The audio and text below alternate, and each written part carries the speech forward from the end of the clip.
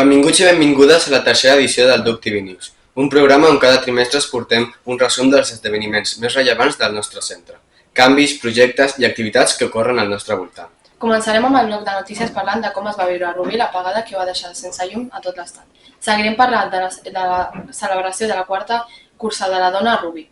I per últim abordarem amb el desallotjament forçós de 5 famílies a Rubí per risc de desnonament. A continuació, passarem al bloc de reportatges d'aquesta edició.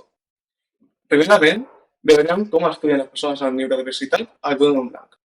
Següentment, veurem el Centre Especialista de Rubí i que celebra el seu 75è aniversari. I finalment, veurem l'entrega de premis de Rubí d'Or al Centre Esportiu de Rubí. Comencem! Comencem amb el nostre bloc de notícies amb un fet que va afectar tot el nostre estat. El 28 d'abril, moltes poblacions de la península Ibèrica van experimentar una gran apagada que va deixar sense subministrament elèctric a 1 milió de persones. A continuació veurem com va afectar aquest fet a la nostra població. El passat 28 d'abril, a Rubí, com tota la península Ibèrica, va patir una apagada elèctrica massiva. Va deixar sense subministrament elèctric a milions de persones, tant d'Espanya, Portugal, Andorra i el sud de França. A Rubí, l'apagada elèctrica va estar gestionada per l'Ajuntament, especialment encapçalada per l'alcaldessa Ana Maria Martínez, amb el suport de la policia local, protecció civil i alguns voluntaris. El tall de llum va afectar a gairebé tot el municipi, amb semàfors apagats, ascensors aturats i problemes de comunicacions. S'estima que l'apagada va començar al voltant de les 12:32 del migdia. El servei es va restablir progressivament a partir de les 3 de la tarda, però en zones com Can Rosés o Can Fatxó l'electricitat no va tornar fins a la 1 o 3 de la matinada. L'apagada també va impactar a tot l'estat espanyol i a països veïns. Segons el Ministeri de la Transició Ecològica, l'origen va ser una cadenada de fallades a la xarxa elèctrica europea, amb un greu error només 19 segons abans de la desconnexió. L'Ajuntament va activar el pla d'emergència local i va reforçar la presència policial als carrers. Els voluntaris de protecció civil van donar suport a les residències i les llars amb persones dependents, especialment per garantir el funcionament d'equipament mèdic elèctric. Doncs la zona de Can Rosés va ser la que es va veure bastant afectada amb la serreta, perquè va arribar la llum bastant tard, i també la zona de Sant Mus, on estava la residència Conxita Valls, van necessitar més la nostra ajuda. Jo diria com a punt important, com a situació molt complicada, les comunicacions tant entre nosaltres com per nosaltres per poder avisar a un voluntari perquè s'apropés a ajudar-nos. Jo crec que això seria la situació més complicada perquè nosaltres funcionem amb emissores i potser hi havia trossos on les emissores no s'escoltava res i per tant la nostra comunicació a nivell operatiu es veia bastant dificultada. Doncs com a únic missatge és calma, que la gent tothom, és normal que quan veu una situació on mai s'ha vist és difícil gestionar-la, però calma i sobretot tindre una ràdio a casa, si teniu una ràdio amb piles, i anar escoltant les notícies i com va avançant la cosa. Però sobretot, molta calma i quedar-se a casa. Una paga històrica, però també una mostra d'organització, solidaritat i resposta ràpida de Rubí. L'11 de maig es va celebrar la quarta edició de la Cursa de la Dona, un esdeveniment festiu i solidari per reivindicar l'esport femení. Els participants van recórrer 3,6 quilòmetres per tota la ciutat i els donatius van ser destinats a la Fundació Oncolliga de Rubí per ajudar a persones amb càncer. El passat diumenge 11 de maig es va celebrar la quarta edició de la Cursa de la Dona aquí, a la ciutat de Rubí. Es va celebrar per tal de reivindicar l'esport femení en un context popular i festiu. Els participants van sortir a les 10 del matí des de la Rambla del Ferrocarril en direcció a l'estació dels ferrocarrils. Es va realitzar un recorregut circular que va passar per diferents carrers i avingudes de la ciutat fins a tornar a la Rambla del Ferrocarril. Així mateix, aquest recorregut va ser de 3,6 quilòmetres aproximadament que s'havia de recórrer en un temps màxim de 90 minuts. L'activitat va disposar de servei sanitari per a l'atenció d'imprevistos i a la tornada es va facilitar la recuperació de les persones participants amb aigua i fruita. A més, els inscrits van rebre una samarreta com a obsequi amb un missatge a favor de l'esport femení. El que m'ha motivat a participar a la Cursa de la Dona és perquè és una bona causa per recollir diners per col·laborar amb oncologia. He participat totes les edicions que s'han fet perquè trobo que és que m'ho passo molt bé i estic totalment d'acord i a favor que es facin aquest tipus d'activitat i s'haurien de fer més sovint. Per participar, cada persona havia de fer el donatiu obligatori mínim d'€1 fins al màxim de 25 euros. L'objectiu d'això era destinar-los a l'entitat Fundació Oncolliga aquí a Rubí. Aquesta fundació ofereix suport psicosocial a persones amb càncer i als seus familiars durant tot el procés de la malaltia. L'objectiu és millorar el seu benestar i la seva qualitat de vida. Alhora, també es fan activitats de sensibilització, prevenció i divulgació. Oncolliga és una entitat que treballa molt amb moltes famílies de Rubí i que necessita visibilitzar-se perquè la gent conegui la seva existència i que alhora pugui ajudar a famílies que tenen problemes de càncer i amb les seves activitats és un reforç molt important per les famílies.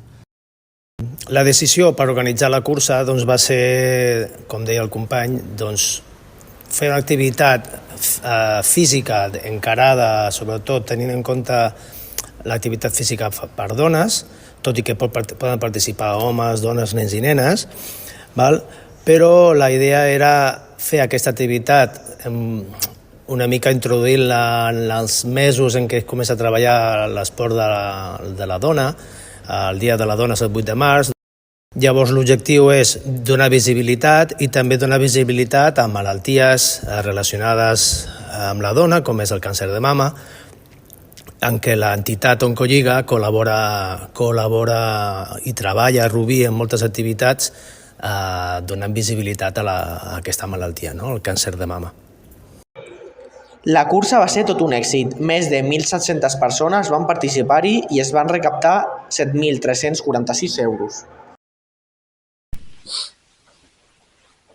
Per acabar aquest bloc, volem destacar un fet que ha afectat a 5 famílies amb 11 menors que han estat desallotjades d'un edifici al carrer Calderón de la Barca per risc de desfondament. Aquest fet també ha afectat alguns alumnes del Duc de Montblanc, que han sigut ajudats per diferents entitats com per exemple la plataforma Docents 082. A Rubí, 5 famílies amb 11 menors han sigut desallotjades de l'edifici Calderón de la Barca per risc de desfondrament. L'Ajuntament ens va avisar un divendres que ens feien fora de la nostra casa. El dilluns només hem tingut 2 dies i mig per al desnonament i els menors, per sort, gràcies als pares, no saben la gravetat de la situació, però sí que és veritat que un d'ells va estar ingressat a l'hospital per pneumònia. L'Ajuntament ha activat els serveis socials per a atendre les famílies que han estat traslladades a allotjaments d'emergència. Aquests tipus de situacions poden tenir un fort impacte emocional, especialment en infants amb situacions educatives especials.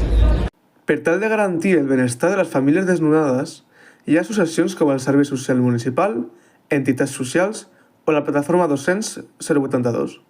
La plataforma Docents 082 és una plataforma formada per diversos membres d'equips docents, no té per què ser només professorat o mestres d'infantil i primària, sinó que també hi ha altres membres dels equips docents, com puguin ser els TIs o TEIs, alguna vetlladora també participa, són membres d'equips docents que estan preocupats o que els angoixa també una mica la situació de l'alumnat que pateix precarietat habitacional, és a dir, que tenen problemes amb el seu habitatge. De cara a la situació dels afectats, l'Ajuntament a curt termini els ha facilitat suport econòmic per a un lloguer habitacional, mentre que a llarg termini l'Ajuntament està estudiant la possibilitat d'oferir-los un habitatge de protecció oficial, malgrat les dificultats per les seves concessions. Ara passem al bloc de reportatges.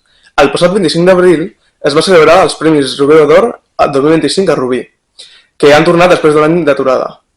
En aquesta edició, la gala ha sigut molt especial, carregada d'emocions, de coneixements i èxits esportius, que repassarem en aquest reportatge. Després d'un any d'absència, Rubí torna a rebre els Premis Rubeo d'Or al Teatre Municipal de Sala. Una nit plena d'emoció, talent i reconeixement. L'alcaldessa Ana Maria Martínez va donar la benvinguda posant en el nivell l'esport com una eina per construir una ciutat millor. Abel Garcia, secretari general d'Esports, va destacar l'alt nivell dels clubs rubinencs. Tot seguit es van entregar els primers premis guardons a esportistes que han brillat a escala estatal, des de Laura Olle i Sandra Garcia fins a les joves promeses del waterpolo i el hoquei línia dels 100 patins. El moment més emotiu de la nit es va entregar el Rebé d'Or a la trajectòria esportiva, que va ser recibida per Bea Ortiz, campiona olímpica, mundial i d'Europa de waterpolo. Rubí va conèixer la millor jugadora de waterpolo del món amb un emotiu vídeo sorpresa. Lo que te has convertido como persona y como deportista, mejor waterpolista del mundo, de Europa, verte ganar las Olimpiadas el año pasado, esa emoción no la olvidaré jamás y solo quería transmitirte lo orgullosa que estoy de ti y lo que te admiro. Todo esto no se consigue de un año para otro y está claro que todo lo que has luchado, lo que has caído y lo que te has vuelto a levantar sin tirar la toalla ha merecido la pena. Y bueno, solo quería transmitirte lo orgullosa que estoy de ti. Sigue así. Te quiero. A més, hem tingut la sort de poder entrevistar a Joel Ruiz, el fundador i entrenador del Club de Boxa de Rubí, un espai que va crear per compartir la seva passió pel boxa. Ruiz va convertir el club en un lloc on els joves poden aprendre valors com el respecte, la superació personal i, el més important, poder arribar a complir els seus somnis. Pues me enteré que estábamos nominados, tanto mi nieto como yo, nos mandaron un correo del ayuntamiento. Y bueno, nos llevó una sorpresa porque claro, que te reconozcan a un chaval como atleta y al club por unos trabajos que se han hecho y la verdad es que eso llena mucho. Pues el momento más especial de mi carrera han sido varios. Estuve en Inglaterra con una chica que tenía una chica marroquí que se llamaba Uzi y estuvimos varias veces en Inglaterra y la última pelea pues fue una pelea muy dura con una chica que fue campeona del mundo. Fue en un escenario bastante importante. El promotor era el promotor del Joshua. Era un evento bastante importante y aquello la verdad es que me llenó bastante. Y bueno, y cómo no, pues el campeonato de España de mi Samu, que ganó el campeonato de España. Y poco después, pues el hermano pequeñito, mi nieto Irra, que le hicimos el chiqui, pues ha sido 2 veces medalla de plata. Pues lo más importante es, yo creo que enseñarle a los chavales, lo primero que se les enseña yo creo que es el respeto, la lealtad y la educación, que a través del deporte se puede adquirir, ¿no? Los niños pueden aprenderlo. Yo creo que eso es lo más importante. Luego, enseñarlos a boxear, mi abuelo decía primero la paciencia, que la velocidad y la técnica viene sola, y yo creo que es así. Pero yo creo que lo más importante es eso, la lealtad, un niño que tenga lealtad, que tenga educación, la educación que hay que darle deportiva, y que sea aplicado y sea trabajador. Con eso yo creo que con esas armas lo demás viene solo. Tot i ser una entitat històrica de la nostra ciutat, molts veïns desconeixen el centre excursionista local i les activitats que s'hi organitzen des de fa 75 anys. Per això hem sortit al carrer per comprovar-ho i mostrar què s'hi fa i per què val la pena conèixer-lo. Avui hem sortit als carrers de la localitat de Rubí per veure si la gent de la seva població coneix el que és el centre excursionista de Rubí. Acompanya'ns! No, la veritat no sé de què em parles. Què va, no ho conec. El 1949 es va fundar el Centre Excursionista de Rubí com una secció de la cooperativa La Rubinense, un dels centres recreatius i culturals més importants que va tenir la ciutat durant el segle XX. Aquest centre va néixer de la voluntat d'Alfons Presas, Josep Turo i Ricard Marsal, que es van unir per fer allò que més els agradava, l'excursionisme. Josep Turo va ser el primer president de la història d'aquest centre i el Centre Excursionista de Rubí es funda en uns anys de ple franquisme i aquest centre defensa les llengües i cultures catalanes. L'any passat, el centre va celebrar el seu 75è aniversari i any rere any, a l'actualitat, celebra les 5 grans activitats: la BTT Volta a Rubí, la travessa Rubí-Montserrat, la cursa de muntanya, la nocturna i la marxa infantil. I com que la gent de la nostra ciutat no coneix el que és el centre excursionista de Rubí, ara ens trobem a la plaça Pompeu Fabra i ens acompanyareu a fer un petit tomb pel seu centre i veure com funcionen des de dins. Bé, això les activitats aquí dintre s'organitzen d'una manera des del voluntariat, no? Perquè això és un club social i per tant el formen socis i sòcies, no? Aleshores aquí funciona molt a base d'interessos i de motivacions, no? Hi ha gent que li motiva sortir a fer caminades per l'entorn de Rubí, d'una manera així com molt espontània surten uns socis que es proposen per organitzar aquestes activitats, no? Aleshores es concorda amb la junta directiva quan s'han de fer aquestes activitats, un cop cada mes, per exemple, no? I es fixen quan serà això i llavors un cop cada mes aquestes persones proposen una activitat que després evidentment es dona a conèixer a la resta de socis i a través de xarxes socials i es pot apuntar qui vulgui. Aquest és un espai on es guarden els diferents materials del centre, a més de tots els senyals i mapes que utilitzen per a les excursions que organitzen. Aquí trobem un espai petit on s'atenen a la gent que tingui algun dubte, es vulgui fer soci o vulgui pagar alguna excursió.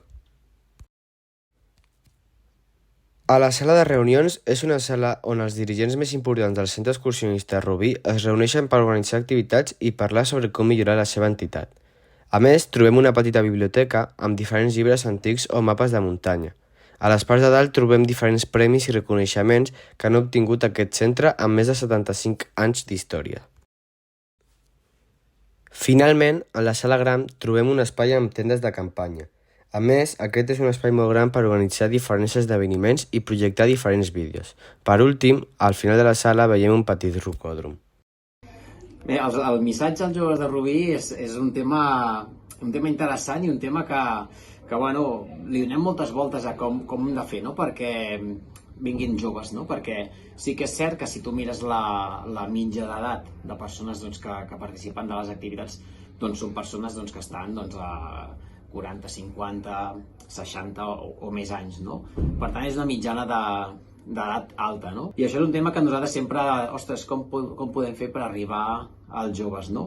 Bé, jo crec que els joves ara mateix tenen, en aquestes edats, tenen un interès més per activitats potser més competitives o més d'esports col·lectius i d'equip, no? Com futbol, bàsquet, etc. I potser ara mateix no tenen un interès molt gran en aquest tipus d'activitats que potser no són tan competitives, que són més de gaudi, no? Però sí que és veritat que busquem la manera de treure amb activitats potser més d'aventura, com podria ser l'escalada. A vegades hem fet una proposta d'activitats en el rocòdrom perquè sigui com més interessant, no? Ara també estem treballant i l'any que ve sortirà una proposta d'una secció de sortides en família, família amb nens petits, que a vegades això també limita una miqueta el participar d'activitats. Doncs bé, també serà una manera d'acostar-se a un públic més jove. També hi ha la secció de trail, de curses per muntanya, que també pot atraure un públic jove, però tampoc acaba de venir. Si voleu fer-vos soci del centre excursionista, us podeu adreçar a la seva pàgina web o directament al seu local, a la plaça Pompeu Fabra. El nostre últim reportatge ens mostra que encara sent molt present a les nostres aules del Duc de Montblanc, la neurodiversitat sovint passa desapercebuda per gran part de la comunitat educativa. En aquest reportatge descobrirem com afecta l'aprenentatge i la convivència. També mirarem l'aula amb uns altres ulls escoltant alumnes, docents i experiències que ens mostraran que la diferència també és valor. Un tema fonamental per l'educació inclusiva al nostre país és la neurodiversitat a l'aula.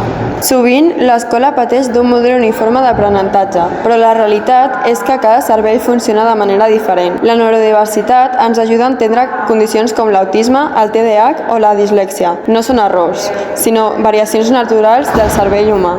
Reflexionarem sobre què és la neurodiversitat, l'experiència de l'alumne neurodivergent, estratègies educatives i com això impacta el dia a dia escolar.